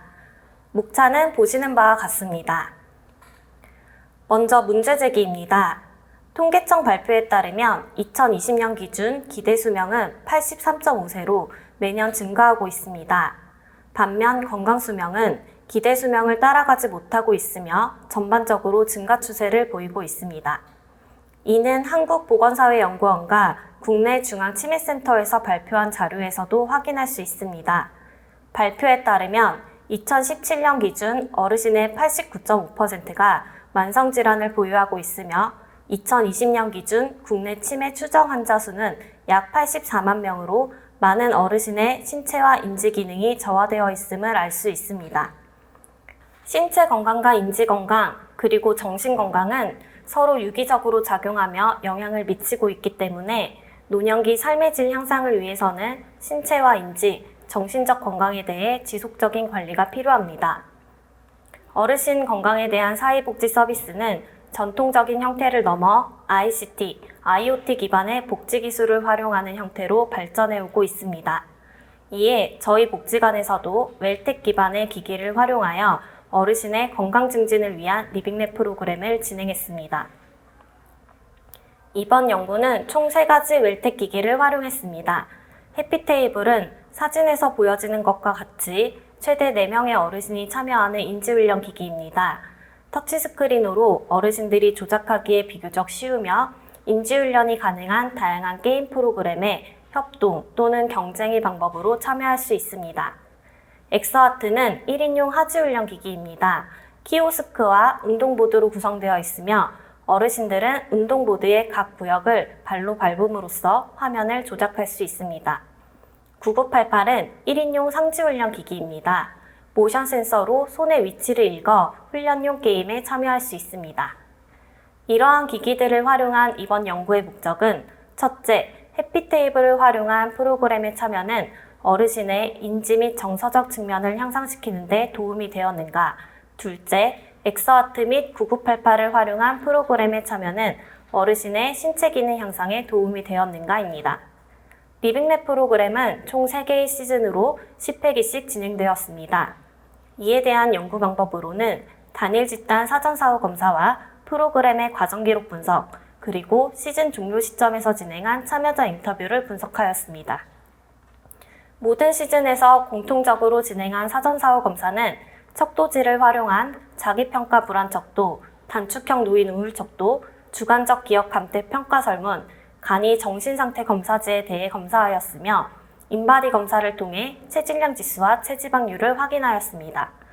3개의 시즌에는 총 32명의 어르신이 참여하였으며 이 중 프로그램에 9회 이상 참여하고 사전 사후 검사를 모두 진행한 21명을 대상으로 연구를 진행했습니다. 먼저 리빙랩 프로그램의 발전 과정을 말씀드리겠습니다. 시즌 1은 시범 운영기로 엑소아트와 9988을 활용한 신체훈련팀, 해피테이블을 활용한 인지훈련팀, 3가지 기기를 모두 활용한 통합훈련팀으로 나누어 진행하였습니다. 진행 결과 신체훈련은 참여율이 낮았으며 통합훈련에서도 어르신들은 신체훈련에는 참여하지 않는 경우가 많았습니다. 시즌2는 인지훈련 정착기로 회기별 훈련 내용을 구체적으로 구성하여 모든 참여자들이 동일한 커리큘럼으로 프로그램에 참여할 수 있었습니다. 시즌2의 경험을 바탕으로 시즌3에서는 통합훈련 방법을 정비하였습니다. 진행 방법에 대해 자세히 살펴보면 시즌3에는 한 팀에 4명으로 구성되어 있으나 모든 참여자가 같은 시간에 참여하지는 않았습니다. 신체훈련 기기는 1인용, 인지훈련 기기는 4인용이었기 때문입니다. 2명씩 조를 지어 A조는 혈압 체크와 스트레칭, 신체훈련을 먼저 진행하고 B조가 도착하면 인지훈련을 함께 진행했습니다. 인지훈련이 끝나면 A조는 먼저 귀가하였으며 B조는 남아 신체훈련을 이어갔습니다. 이러한 방법으로 참여자들은 매 회기 9988 2종류, 엑소아트 2종류, 그리고 해피테이블 4종류의 훈련 프로그램에 참여할 수 있었습니다. 이 자료는 그동안 진행한 해피테이블 훈련 프로그램 중 일부입니다. 보시는 바와 같이 기억력, 유연성, 주의력, 반응력 향상을 위한 훈련으로 구성되어 있습니다. 다음은 사전사후 검사 결과입니다. 인지적 부분에서 진행한 주관적 기억 감퇴 평가의 경우 점수가 높을수록 개인이 지각하는 기억력 감퇴 수준이 심각한 것을 의미하는데 사전사후 검사 결과 평균 5.23에서 4.84점으로 미비하지만 점수가 낮아진 것을 볼 수 있습니다. 치매 선별 검사로도 사용되는 간이 정신상태 검사의 경우 점수가 낮을수록 인지기능 장애가 있는 것으로 평가하는데 평균 24.85점에서 27.15점으로 증가하며 유의미한 결과를 확인할 수 있었습니다. 다음은 정서와 관련된 사전사후 검사 결과입니다.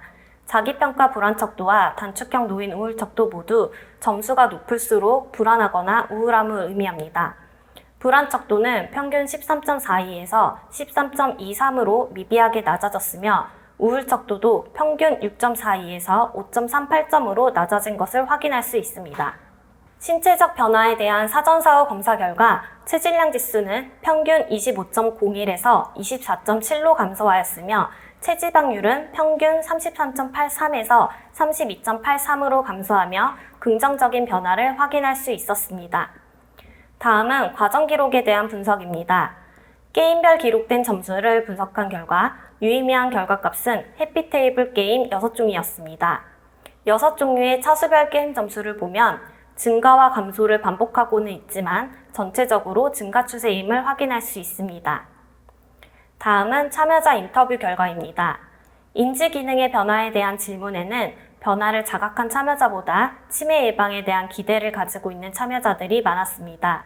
반면 신체 기능 변화에 대해서는 걷는 게 수월해졌다, 팔이 더 잘 올라간다 등 긍정적인 변화를 스스로 자각한 참여자가 많았습니다.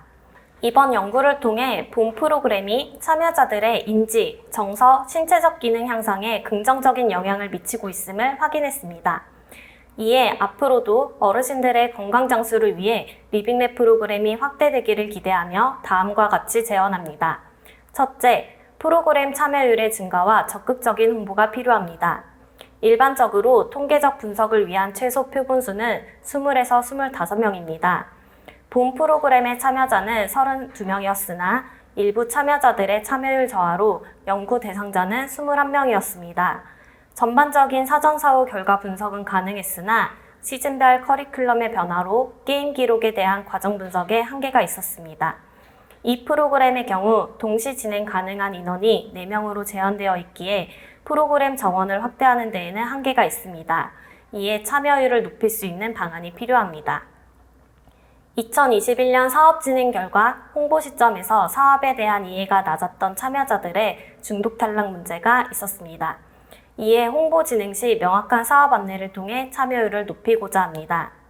둘째, 참여자들의 신체 특성에 따른 개별화가 필요합니다. 동일한 커리큘럼으로 프로그램을 진행하더라도 참여자들의 신체적 특성, 당일의 컨디션에 따라 신체 훈련은 참여가 어려울 수 있습니다. 이러한 참여자의 특성이 참여 배제로 이어지지 않고 개별화된 커리큘럼으로 어르신의 건강 장수를 도모할 필요가 있습니다. 셋째, 웰텍 기기를 활용한 사업의 확대입니다. 이번 연구 성과에 따라 리빙랩 프로그램은 올해도 지속될 것입니다. 본 사업은 강남대학교 미래복지융복합연구소와 여러 복지기관에서 함께 진행하고 있습니다. 참여 기관들 간의 네트워크를 통해 사업 발전에 시너지가 있을 것으로 생각되며 나아가 사업의 대상층도 다양해지기를 기대합니다. 이상으로 발표를 마치겠습니다. 감사합니다.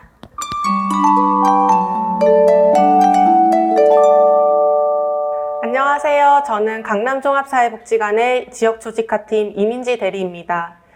저는 지역통합운동을 활용한 마을공동체 형성 성과에 대한 실증 연구로 하늘공동체 사업보고를 발표하겠습니다.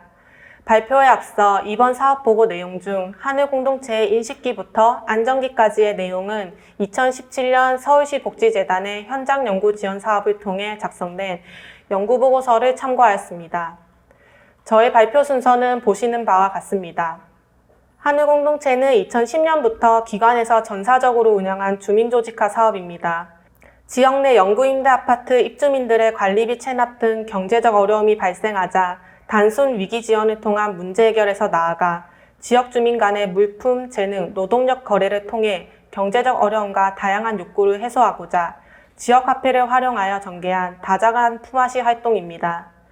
강남복지관은 이 하늘공동체를 하나의 시스템으로 정착시켜 지역 주민 간 상부상조할 수 있는 환경을 마련하여 순환형 복지 환경을 구축하고자 하였습니다. 먼저 지역화폐에 대해 설명드리고자 합니다. 지역화폐는 지역 내에서 유통되는 자체적 화폐로서 공동의 가치를 추구하는 구성원 간에 유통됩니다. 지역화폐를 통해 거래 주체는 경제적 관계와 사회적 관계를 맺을 수 있습니다. 하늘공동체를 원활하게 운영하기 위해 다양한 운영체계가 구성되어 있습니다. 먼저 거점기관은 하늘공동체의 활동 공간으로서 복지관 지하 1층에 있습니다.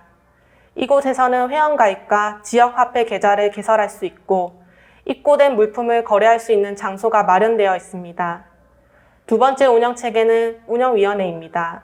참여회원으로 구성된 하늘공동체의 실질적인 운영 주체로서 하늘공동체 운영에 관한 규정을 제정하고 개정하는 역할을 수행합니다. 다음은 참여회원입니다. 서울 강남구에 거주하는 20세 이상 주민이면 누구나 가입 가능합니다. 회원은 자발적으로 자신의 자원을 공유하고 지역화폐 계좌가 균형 상태에 이르도록 노력해야 합니다. 네 번째는 가맹점입니다. 지역 상점이 하늘공동체에 참여하여 지역화폐를 사용 가능할 수 있도록 한 업체입니다. 가맹점으로 가입하게 되면 물품이나 서비스의 가격에서 일정 비율을 하늘로 지불하여 거래할 수 있습니다. 하늘공동체에 가입하게 되면 참여회원은 원하는 물품이나 재능, 노동력 등의 품을 거점기관에 신청하거나 이미 거점기관에 입고된 물품을 바로 거래할 수 있습니다. 거래한 내역은 거점기관에 비치된 거래장부에 수기로 작성합니다. 거점기관에서는 거래 내역과 지역화폐 한울 잔액을 정리하여 회원에게 공지합니다. 지금부터 하늘공동체의 10년을 5개의 시기로 구분하여 설명드리고자 합니다. 먼저 인식기입니다. 이 시기는 기관 내적으로 사업의 필요성을 인식하고 사업 추진을 위해 서울시 주택국에 사업을 제안하였습니다. 체계적인 사업 추진을 위해 전문가 자문회의를 진행하였으며 대전 한반레츠를 방문하여 벤치마킹을 진행하였습니다. 인식기에서 가장 중요한 지점은 과연 이 사업이 우리 지역사회에 정말 필요한 사업인가라는 질문에 답을 찾는 것이었습니다. 이를 위해 기관 직원들이 스스로 납득하고 공감할 수 있도록 사업에 대한 이해를 높이기 위한 사전 작업의 과정이 진행되었습니다. 형성기에는 사업을 알리고 주민의 참여를 이끌어내기 위한 노력이 이루어진 시기입니다.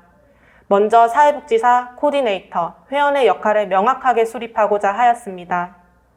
사업 초기 주도적인 역할을 해야 됐던 담당 사회복지사는 교육 참가, 스터디 등 많은 노력을 해야 했으며 이를 현장에서 적용하기 위해 주민 설명회를 개최하고 운영 매뉴얼을 발간하는 등의 노력을 하였습니다.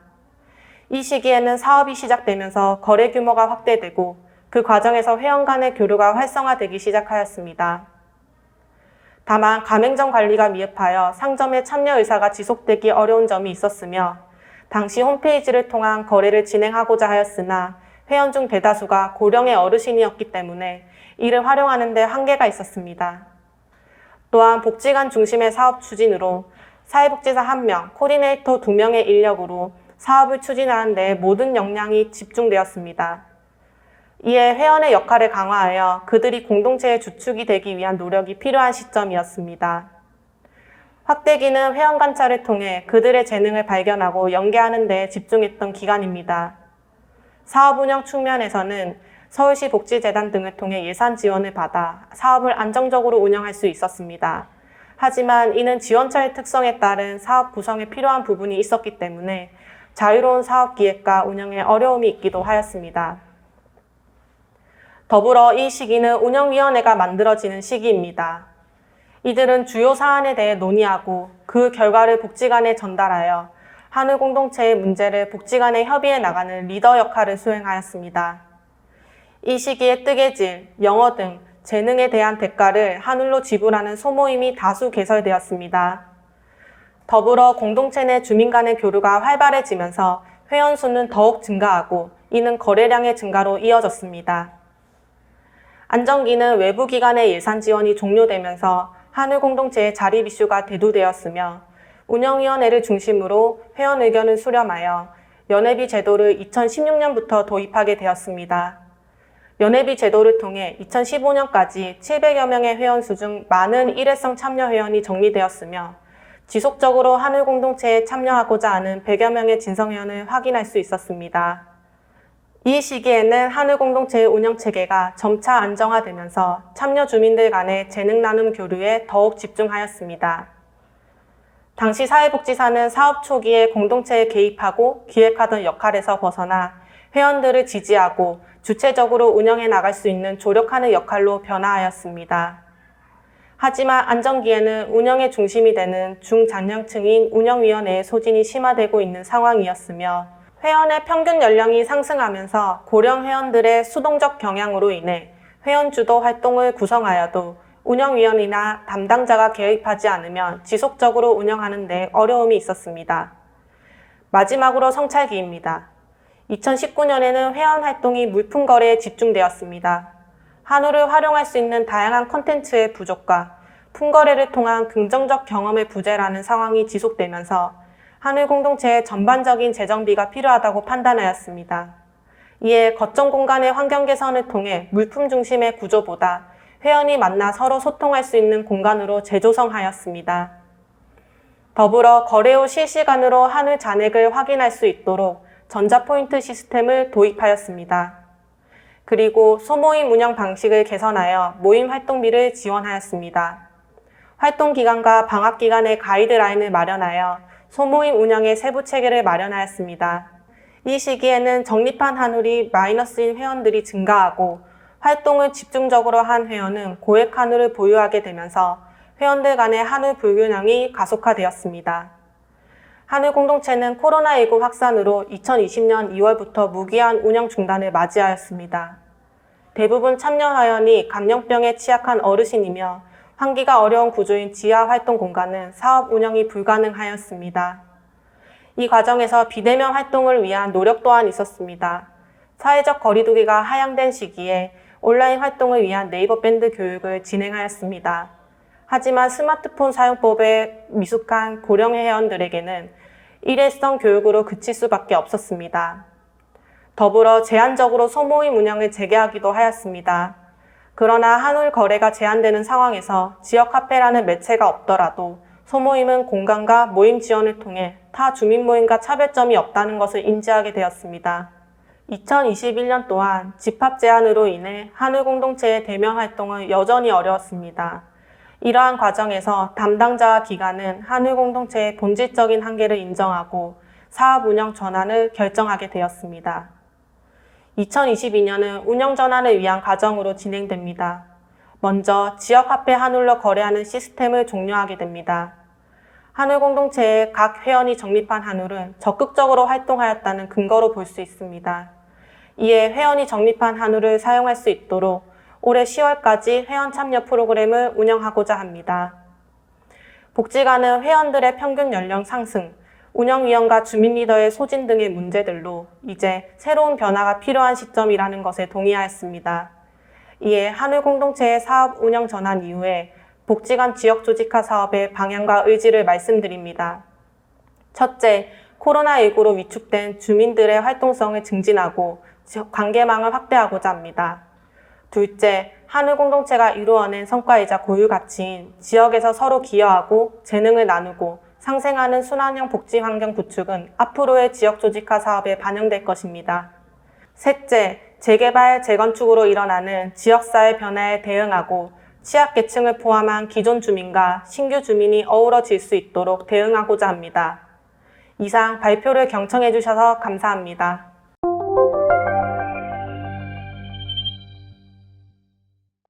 네, 반갑습니다. 소개받은 강남대학교의 박하욱입니다. 이렇게 귀한 자리에 초대해 주셔서 대단히 감사드려요. 굉장히 소수정예만 참석하도록 이제 해주신 것 같은데, 네, 이렇게 우리 강남복지관의 30주년 자리에 또 사례연구 세미나가 거의 2009년부터 시작된 걸로 네, 연역을 받습니다. 거의 13살이 됐네요. 그래서 정말 이러한 꾸준한 노력을 하시기가 정말 쉽지 않은데 이렇게 귀한 자리에 이제 저를 초대해 주셔서 대단히 감사합니다. 아마 그 자료집의 뒷편에 보시면 저희 토론문은 이제 수록이 되어 있습니다. 네, 워낙에 시간에 압박이 있으니 네, 토론문의 상세한 내용은 좀 참조를 해주시기 바라고요. 제가 이 사례 연구 지금 자료집에는 사실 3개의 사례가 이제 수록이 되어 있는데 오늘 아쉽게도 이제 한 분의 사례만 발표를 들었습니다. 그래서 앞부분에 있어서는 제가 조금 그 전반적인 3개의 사례를 아우르는 저의 소견을 말씀을 드리고 그다음에 후반부에는 우리 발표를 해주신 김하원 선생님의 사례를 중심으로 이제 몇 가지 토론을 하고자 합니다. 뭐 워낙에 현장에 계신 분들은 잘 아시겠지만 우리 사례관리라는 이 실천 방법이 굉장히 한국 사회에 각광을 받게 된 것은 그렇게 오랜 시간은 아닙니다. 그래서 물론 이제 2000년 시점으로 이렇게 관심을 많이 갖게 되었고 2005년도부터는 뭔가 이게 본격적인 시범 사업들을 이제 뭐 공공이나 민간 영역에서 이제 추진을 하셨고 그런 맥락 속에서 우리 강남복지관에서도 2009년도부터는 뭔가 이 사례 관리라는 실천 방법에 대해서 이것이 우리나라에 어떻게 하면 토착화 될 것인가에 대해서 정말 현장과 학계를 연결하는 이런 세미나 연구를 지속적으로 수행해 주신 것 같습니다.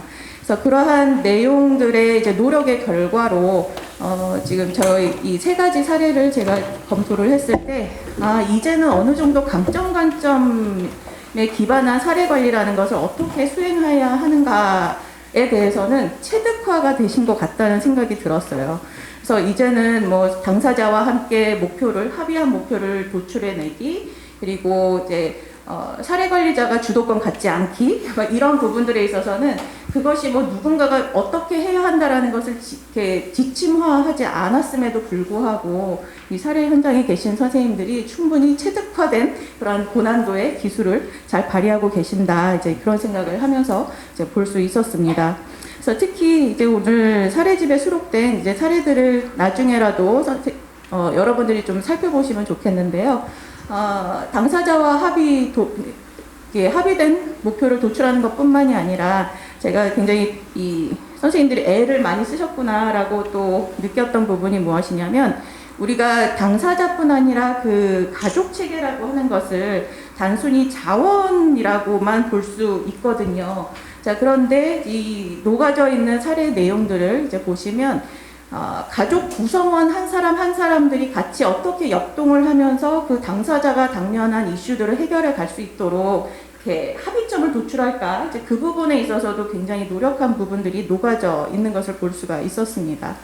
자, 그리고 또한 작지만 그런 의미 있는 성과들, 그것에 대해서 계속적으로 당사자에게 알려드리고 피드백을 드리면서 함께 성장해 가는 그런 과정들을 정말 기록하는 것 자체가 또 굉장히 고충이실 터인데 굉장히 상세하게 잘 작성을 해주셨다라는 생각을 이제 하면서 보았습니다. 그래서 그 부분들을 여러분들이 나중에 자료집을 통해서 꼭 보셨으면 좋겠고요. 오늘 발표해 주신 이제 김하원 선생님의 자료들을 또 살펴보면 이제 굉장히 잘 정리가 됐다라고 드러나는 부분들이 특히 또 해결 중심 기법, 상담 기법들을 이제 훈련 받으시면서 본인이 담당하신 사례에 정말 충실하게 어쩜 이렇게 학생처럼 하나하나 담아내려고 애를 쓰셨을까라고 느낄 만큼 그 단계별로 정리가 잘 되어 있어요. 그래서 특히 이런 신뢰관계라는 것을 토대로 당사자의 어떤 잠재력, 보이지 않는 잠재력에 대한 신뢰를 이 사례관리자가 잃지 않고 정말 특히 또 당사자가 속한 환경체계에서 숨겨져 있는 잠재력이라는 게 무엇일까라는 것을 같이 고민하면서 가신 부분들이 잘 드러나는 것 같습니다. 그래서 더불어 이 당사자가 스스로 하실 수 있는 것부터 하자라는 것이 뭐 강점에서도 이제 주요한 포인트이고 또 해결 중심 상담 기법에서도 당사자가 처한 그 지점에서부터 시작하자라는 것이 이제 작성이 되어 있는데요. 이제 그러한 것처럼 이 아버지 가정, 장애 자녀를 둔 아버지 가정에 있어서 정말 그분이 하실 수 있는 것부터, 그러니까 자칫 잘못하면 우리가 얼마나 사례관리자 선생님들 역량이 크세요. 그래서 그 정도면은 신속하게 저희가 찾아서 알려드릴 수도 있을 터인데 이제 그분이 스스로 어떤 기관을 자녀를 이제 위탁할 수 있는 어떤 기관이나 시설을 알아볼 수 있도록 지원을 하고 또 그 부분에 있어서 어떠한 걸림돌이 생겼다 했을 때 그것을 어떻게 해결하면 좋을지를 같이 상의하는 그러한 과정들이 잘 정리가 된 것 같습니다. 그래서 그런 부분에 있어서는 굉장히 칭찬해드리고 싶고요. 그다음에 그리고 또 선생님들이 노력하시면서 굉장히 포인트가 이렇게 드러나는 것이 이 비공식 자원들을 잘 발견하셨다라는 생각이 드는 거예요. 그래서 보통 우리가 사례관리라고 하면 이제 공공과 민간의 자원들을 잘 협력시켜서 이제 조화롭게 가져가야 한다라고는 알고 있는데 사실 엄밀히 말하면 이 사례관리라고 하는 것이 공공의 자원으로만 막 연계되기가 굉장히 쉽거든요. 그렇게 되면 나중에 공공의 자원이라는 속성상 이것이 얼마나 지속 가능할까, 소위 욕구가 많으신 분들이 다 막 대기자 명단에 있을 터인데 이제 그 자원, 독특한 자원을 한 분의 당사자에게만 집중할 수가 없는 이런 맥락을 생각했을 때 이제 차차로 그 당사자가 살고 계시는 가장 내추럴한, 가장 자연스러운 일상생활 속에서 이 사례관리 서비스가 종결이 되더라도 그분의 삶에 큰 타격이 되지 않도록 이 비공식 자원들이 그것을 계속적으로 채워나갈 수 있도록 확장시키는 것이 저는 사례관리자의 전문성이라고 생각이 들거든요. 그래서 그런 부분에서 이 아버지 가정의 이제 주변 환경체계를 봤을 때 이제 꾸준히 밑반찬을 제공해 주시는 이 돌아가신 어머님의 수양딸 역할을 하시는 분의 그 역할들을 인정해드리고 이제 그 서비스가 밑반찬 서비스로 대체가 되지 않도록 계속 이분들 그 비공식 자원들이 살아 움직일 수 있도록 그렇게 하는 역량도 잘 드러난 것 같습니다. 그래서 이런 기록 부분에 있어서 사실 선생님들이 되게 겸손하세요. 그래서 선생님들이 충분히 노력을 하신 거를 막상 작성을 하시려다 보니 굉장히 겸손하게 작은 부분인 것처럼 작성을 하셨지만 저는 그 부분에 있어서는 굉장히 높이 평가 받으셔야 한다라는 생각이 듭니다. 그래서 앞으로라도 이렇게 해결 중심 그 상담 기법을 많이 적용을 하신다면 이 장기간 동안 정말 만성적인 욕구를 갖고 계시기 때문에 보통 사례관리 이용자분들의 서비스 기간이 굉장히 장기화될 수 있는 위험이 있음에도 불구하고 이 해결중심 상담기법이 지향하는 바가 단기 개입이잖아요. 그래서 그런 부분에서 봤을 때 이 당사자가 내가 할 수 있다. 이제 앞으로 음주도 많이 줄일 수 있을 것 같다. 이제 그러한 또 목표를 달성하는 데 있어서 그 취업하신 교장 선생님의 조언이나 이런 부분들을 계속적으로 지원해 주시고 가능하면 비공식 자원들의 체계를 좀 더 조직화하신다면 훨씬 더 의미 있는 결과를 볼 수 있을 것이다 이런 생각이 듭니다. 네, 자 그래서 뭐 종합적으로 이제 말씀을 드리자면 정말 이 사회복지 실천, 아까 사회사업이냐 사회복지냐 이제 황정훈 교수님의 이제 기조 강연도 들었습니다만. 저는 어쨌든 사례관리가 관계 중심의 어떤 변화를 추구하는 그런 효율성을 추구하는 방법이다라고 생각한다면 이 신뢰 관계를 토대로 움직여야 한다는 기본은 우리가 놓치면 안 될 것 같아요. 그래서 그런 차원에서 정말 이 과중한 업무에도 불구하고 이 학계와 실천의 현장을 계속적으로 연결시켜 갈 수 있도록 해주시는 이제 사례관리자 선생님의 현장에 계시는 선생님들의 그런 열정과 노고에 이제 감사와 존경을 포함하면서 토론을 마치도록 하겠습니다. 네, 감사합니다. 우리 이어서 바로 김영준 교수님 토론해 주십시오.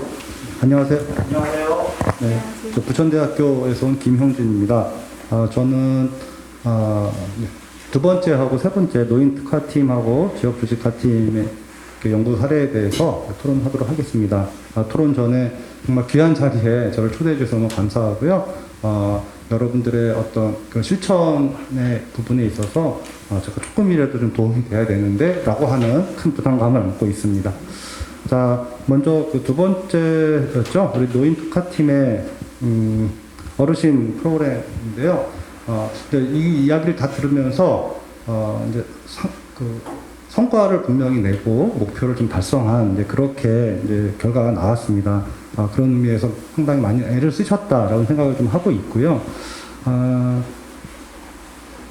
그동안에 어떤 어르신들의 건강을 위한 특히 인지, 정서, 신체 부분의 강화를 위한 여러 가지 프로그램들이 사실 있었잖아요. 있어 왔는데 우리 복지관에서는 특별히 이런 어떤 웰텍이라고 하는 부분을 활용을 해서 이런 사업들을 한 건데 제가 궁금한 거는 기존의 이런 어떤 어르신들 건강을 위한 프로그램과 우리 프로그램의 어떤 좀 차이점이 뭐였을까를 좀 생각을 했었어요. 그랬을 때 그런 이제 도구와 뭐 기계 이런 것들을 좀 활용을 한 것이 기존 다른 프로그램들과의 차이점이었을 텐데 그랬을 때 뭐가 더 좋았을까가 좀 궁금했습니다. 그런 도구들을 활용하지 않고도 기존의 어르신들의 어떤 인지라든지 이런 부분들을 증진시켜 왔던 프로그램들이 있었는데 그런 프로그램과 우리가 했던 이 프로그램에 있어서의 어떤 좋았던 점, 저는 그게 일단은 제가 좀 궁금해요. 그래서 그걸 좀 여쭤보고 싶고요. 특별히 저는 그런 측면에서 여기서는 이제 이용하신 분들의 변화, 긍정적인 변화에 대한 측면들이 나와 있는데 저는 혹시 제공하셨던 우리 선생님들은 어땠을까? 그게 좀 많이 궁금했어요. 그동안 계속 어떻게 보면 직접적으로 뭐 진행하기도 했었을 텐데 그런 것들을 위해서 근데 그런 부분들을 혹시 기계나 뭐 이런 부분들이 좀 해줌으로 인해서 제공하시는 선생님들에게 오는 뭐 장단점들은 무엇이었을까? 혹시 그런 장점들이 더 있다라고 한다면 그래서 선생님들이 좀 더 에너지 투입이라든지 이런 측면에서의 어떤 세이브할 수 있는 그런 부분들이 있다라고 한다면 저는 그런 측면도 우리가 좀 고려해 봐야 되지 않을까 생각을 하거든요. 그런 측면에서 한번 듣고 싶고요. 두 번 이제 지역 조직화 팀으로 넘어가겠습니다. 이번 이 사업도 제가 개인적으로는 상당히 관심을 갖고 있는 부분이었어요. 저 개인적으로 TV를 통해서 먼저 우리 하늘공동체 보니까 지금 이제 느끼는 건데 초창기였던 것 같네요. 지금 이렇게 지금 12년간의 하늘공동체 사업이었으니까요. 우리가 뭐 마을 만들기 뭐 사업이다, 뭐 마을 만들기 운동이다, 뭐 여러 가지 이야기들도 많이 하지만 그런 마을 공동체를 만드는 게 단시적인 단기간에 이루어질 수도 없고 한 가지 사업으로 이루어질 수 없는 일일 텐데 그래서 사실 단명한 프로그램들이 많잖아요. 표방은 마을 공동체를 이제 추구한다라고 표방하면서 사실 단명하는 그런 사업들이 많은데 우리 거기에 비해서 우리 하늘 공동체는 12년 동안 이루어져 왔고 그런데 마지막에 좀 많이 아쉽습니다. 지금 이제 그만 종결을 한다고 해서 많이 아쉬운데 이게 쭉 말씀을 들어보면 조직화의 원칙을 아주 잘 충실히 하고 있는 것 같아요. 이렇게 사례관리에서도 교수님 말씀하신 것처럼 초창기 복지관 주도였다면 이제 시간이 지나면서 복지관이 좀 빠지려고 하는 모습들, 그러면서 주민들이 자체적으로 할 수 있도록 지원하는 모습들을 제가 볼 수 있어서 참 좋았다라는 생각이 듭니다. 이후에 어떤 종결을 하게 되어서 그 이유가 저는 되게 이제 이제 중요할 거라고 생각을 합니다. 그것이 하늘 공동체 사업의 어떤 성과들을 우리가 좀 이어가야 될 것 같은데요. 제가 생각하기에 하늘 공동체 사업을 통해서 가장 남는 거는 결국은 저는 주민 주체라고 생각을 합니다. 그래서 그런 주민 주체분들 이후에 지역 조직화 사업의 동력으로 어떻게 정말 참여하실 수 있는 그런 주민 주체들이 어느 정도 좀 발굴이 되었다고 할까요? 그런 부분이 상당히 궁금해서 질문하는 걸로 토론을 가름하겠습니다. 네, 감사합니다. 우리 박하옥 교수님 또 김영균 교수님 귀한 토론 해주셔서 감사합니다. 우리 시간이 많지 않아서 어쩔 수 없이 조금 한 번씩 돌아가면서 별로 제가 선호하는 방법은 아니지만 그래도 오늘 이렇게 인생이 또 뜻대로 안 되는 게 인생이잖아요. 그래서 약간 고수도 방향으로 이렇게 오른쪽으로 웃자고 말했는데 실없는 얘기를 했어요. 반을 찾아야 될 것 같아요. 자, 어쨌든 우리 김하은 선생님부터 지금 토론 내용을 접하시고 또 발표하시면서 좀 미진한 부분 한 1분 이내로 좀 말씀해 주시면 좋겠습니다.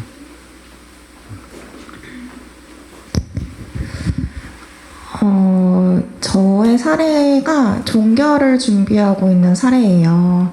사실 사례 관리자들이 항상 종결에 대해서 고민을 많이 하고 있는데 사례 관리의 기간이 길어지면 길어질수록 당사자는 기관에 대한 그런 자립이 아니라 의존감이 생길 수 있기 때문입니다. 그래서 저희는 사례 관리 과정 안에 당사자가 참여할 수 있는 과정들을 최대한 많이 넣고 스스로 해결할 수 있는 힘을 기르고 역량을 강화시킬 수 있도록 조력을 하면서 이번 사례도 올해는 그런 종결을 준비하는 사례로 나아가고 있는 사례입니다.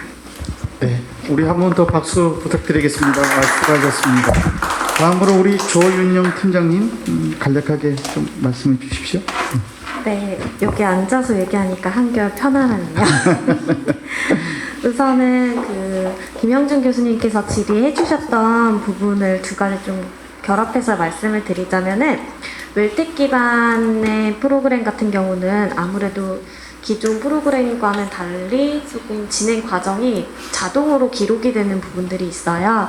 그러다 보니까 그 기록 과정을 어르신들도 스스로 좀 보시면서 참여를 하시다 보니 담당했던 담당자도 그 기록을 매번 수기로 하지 않아도 조금 과정의 변화를 확인할 수 있었고 어르신들도 그 부분을 확인하실 수 있어서 과정 속에서 어르신들이 되게 긍정적인 반응을 보이셨어요. 초반에는 기계에 대한 좀 거부감 때문에 두려워하긴 하셨지만 점점 친숙해지시면서 좀 더 오래 많이 하고 싶어 하셨던 아쉬움을 많이 표현을 하셨습니다. 네, 감사합니다. 네, 박수 부탁드립니다. 감사합니다. 자, 우리 끝으로 이민지 대리님 네. 말씀 부탁드립니다. 네, 저희는 하늘 공동체를 운영하면서 많은 지역 주민들을 만나고 그들이 이제 리더로서 활동하시는 모습을 봐왔습니다. 발표에서도 말씀드렸듯이 그분들이 이제 정말 많은 에너지를 쏟으셨어요. 하늘 공동체에다가.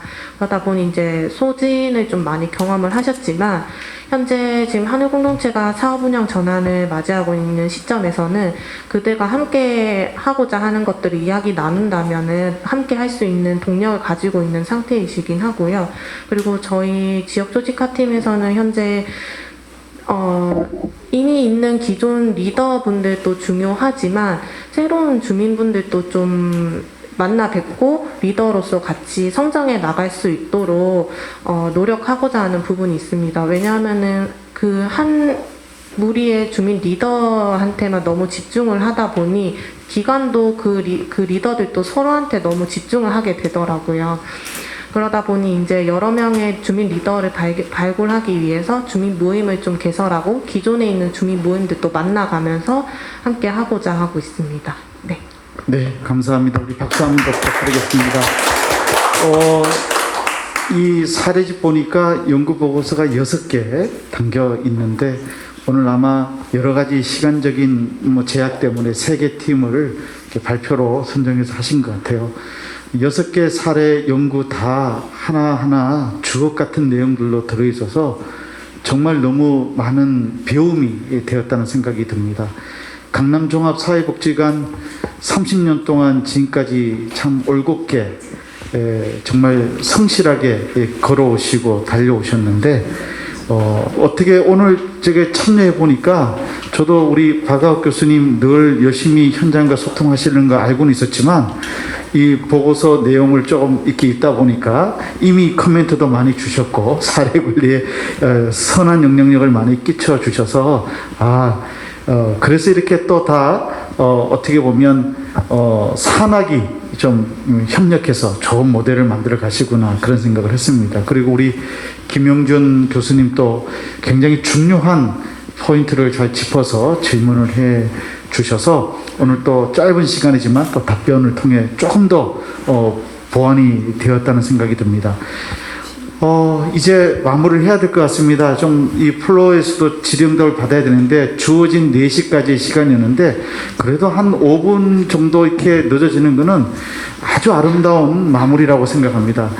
원래 교수는 자기 자랑하면서 쾌감을 느끼는 존재인데 아무리 자랑해도 반응이 없는 걸 보니까 갑자기 좀 마음이 좀 무거워지기도 하는데 어쨌든 그러나 여러분들 마스크 속에 미소 짓는 모습을 상상해 보면서 오늘 이 30주년을 기념하는 뜻깊은 사례연구 발표회까지 마무리해야 되겠다 싶습니다. 제가 마지막으로 참 좋아하는 함석근 선생님이 쓰신 님이 오시면이라는 시가 있는데요. 그 시 소개드리고 오늘 끝낼까 합니다. 사랑하는 임을 기다리면서 시의 화자가 막 열심히 청소를 하고 있어요. 근데 하도 오랫동안 청소를 안 하다 보니까 닦아도 이게 때가 안 가시는 거예요. 그런데 너무 피곤해서 깜빡 잠이 들었는데 이미 벌써 오신 거예요. 청소가 덜 끝났는데. 그래서 우왕좌왕하고 있는데 이미 그 시의 화작이 이렇게 얘기합니다.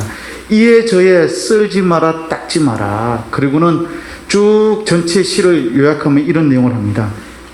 내가 네 마음 다 안다. 내가 네 마음 다 안다. 고생하고 수고한 거 다 안다. 힘내. 이런 메시지입니다. 강남종합사회복지관 다 네 마음 안다라고 지역 주민들이 마음속에 담고 있을 겁니다. 그거 바라보고 지금까지 그리 해오셨던 것처럼 겸손하게 그러나 당당하게 그러면서도 전문가로서의 모델링을 세워나가는 강남종합사회복지관이 걸어가는 길이 한국사회복지관의 길이 될 수 있도록 여러분들이 한 걸음 한 걸음 그 걸음을 힘차게 걸어 나가 주시기를 소원하면서 오늘 모든 순서를 마무리하겠습니다. 감사합니다.